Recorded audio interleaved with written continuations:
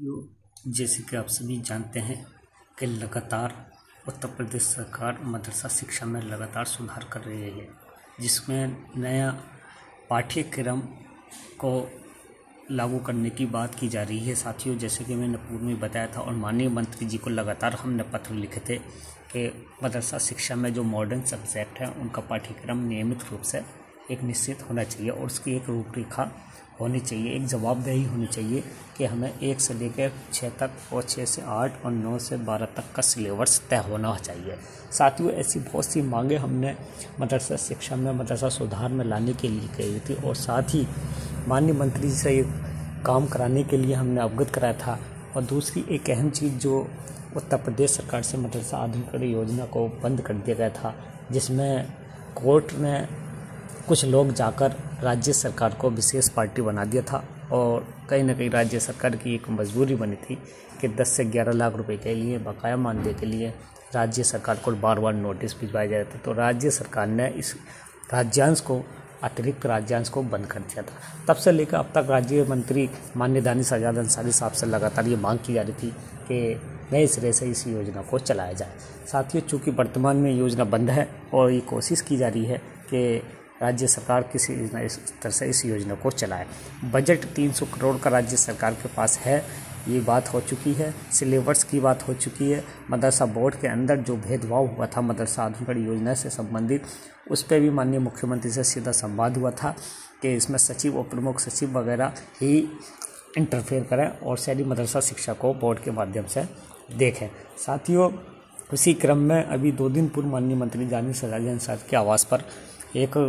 जन सुनवाई के दौरान तमाम मदरसा टीचर्स और हमारी टीम के पैनल के सदस्य जो लखनऊ एरिया को देख रहे थे, उन्होंने मुलाकात करी थी और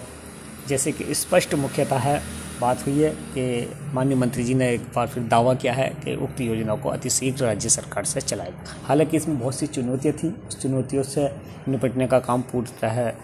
कर लिया गया है। साथियों, लेकिन फिर भी कोई ना कोई लोग नई अड़चनें बीच में डाल देते हैं। इसमें मुख्यतः अड़चन जो सामने आई है वो सिर्फ एक यही है कि डिस्ट्रिक्ट बहराइच का जो व्यक्ति है, जो न्यायालय के नाम पर पूरे प्रदेश में उसने लूट मचाई थी और टीचर्स को झूठ बोला था और दावा करा था कि 10 से 11 लाख रुपए, तो वो कहीं ना कहीं सचिव प्रमुख सचिव को बार बार नोटिस भेज रहा है राज्य सरकार को। मेरा एक अहम सवाल है उत्तर प्रदेश के 22,000 मदरसा टीचर्स की तरफ से कि जब केंद्र सरकार की योजना है और केंद्र सरकार पर बकाया है, तो राज्य सरकार के किसी भी अधिकारी को बार बार नोटिस क्यों भेजा जा रहा है?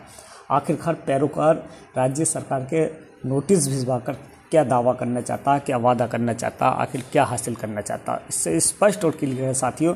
कि उत्तर प्रदेश के 22,000 मदरसा टीचर का सबसे बड़ा अगर कोई दुश्मन आज वर्तमान में है तो वो डिस्ट्रिक्ट बहराइच का पैरोकार है। वो नहीं चाहता कि नई योजना चले, नई योजना का लाभ मदरसा टीचर्स को मिले, उसके परिवार को मिले, इसकी दयनीय स्थिति में सुधार हो, समाज की मुख्य धारा से जुड़ सके, क्योंकि उसने जो लगभग 40 से 45 लाख रुपए का डोनेशन इकट्ठा किया है, वो दान जो टीचर्स ने दिया है, तो वो घर बैठकर एक आराम से अपनी ज़िंदगी जी रहा है साथियों। लेकिन हमने ये वादा किया था मदरसा टीचर से उत्तर प्रदेश के अंदर एक मांग एक टीचर्स को लेकर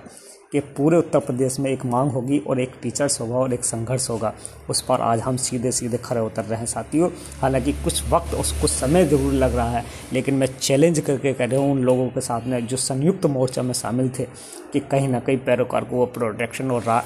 संरक्षण देने का काम कर रहे हैं साथियों। अगर संयुक्त मोर्चा के सीनियर पदाधिकारी डिस्ट्रिक्ट बहराइच के इस पैरोकार का विरोध करते तो आज ये स्थिति कुछ और हो जाती और वो इस तरह से जो सचिव और प्रमुख सचिव को नोटिस भेज रहा है वो नहीं भेज पाता। साथियों, सीधा एक संवाद हम लोगों ने माननीय मुख्यमंत्री से किया था। माननीय दानिश आज़ाद अंसारी ने स्पष्ट और क्लियर किया था और माननीय मुख्यमंत्री ने भी कह दिया था कि उत्तर प्रदेश में मदरसा आधुनिकीकरण अतिशीघ्र चलाई जाएगी, जिसका काम वर्तमान में चल रहा है। जो समिति जो नियमित रूप से तैयार की गई थी, माननीय मुख्यमंत्री ने की थी माननीय निदेशक महोदय की अध्यक्षता में, वो समिति ने अपना कार्य जो मैंने बताया था 1 तारीख से आज 16-17 तारीख आ रही है, उससे शुरू कर दिया है और बहुत जल्द ये पूरी समिति अपनी प्रारूप कमेटी की जो फाइल थी, जो पूरे डॉक्यूमेंट्स थे सर्वे के रिपोर्ट के, वो बहुत जल्द माननीय मुख्यमंत्री को सौंपेंगी। और हमें उम्मीद नहीं बल्कि पूरी तरह से विश्वास है कि जो काम जो पूर्व में हम लोगों ने संघर्ष किया था, जो चुनौतियां हमारे सामने थी, जो मदरसा आधुनिक के अंदर कमियाँ थी, जो मदरसा शिक्षा में पारदर्शिता लाने की बात करी थी, वो सारी वर्तमान में लिखित रूप में माननीय मुख्यमंत्री के सामने रखी जाएंगी। और बहुत जल्दी अगले सत्र से मदरसा आधुनिक योजना को चलाए जाने की पूरी कोशिश की जाएगी, ताकि उत्तर प्रदेश के 22,000 मदरसा टीचर्स को इसका सीधा लाभ मिल सके। साथियों, लखनऊ बेंच के जो टीचर्स थे, उनकी फाइल को पैरोकार ने रद्दी बना दिया और रद्दी के अभाव बेचने का काम करा है इस पैरोकार ने। और लखनऊ बेंच के टीचर्स इतने कम अकल साबित हुए, जो अपने आप को MA B.Ed टीचर्स क्वालिफाइड कहते थे, लखनऊ बेंच के टीचर्स, आज वो उनकी फाइल को रद्दी के अभाव पैरोकार ने बेचने का काम किया है। अगर समय रहते, अगर लखनऊ बेंच के टीचर बायकॉट कर देते, शुरू में ही बायकॉट कर देते, तो उस पैरोकार की इतनी हिम्मत नहीं थी कि वो नई फाइलें लेकर नए टीचरों को झूठ बोलकर कोर्ट में फिर चले जाता। अगर साथियों, आज ये बात सच और हकीकत हो चुकी है कि जिस तरह से लखनऊ बेंच वालों ने पैरोकार से कुछ नहीं किया, उसका बायकॉट नहीं किया, और आज वो बार बार वही नई फाइल लेकर नए टीचरों को गुमराह कर रहा है। साथियों, आप लोगों से दुआ की दरख्वास्त।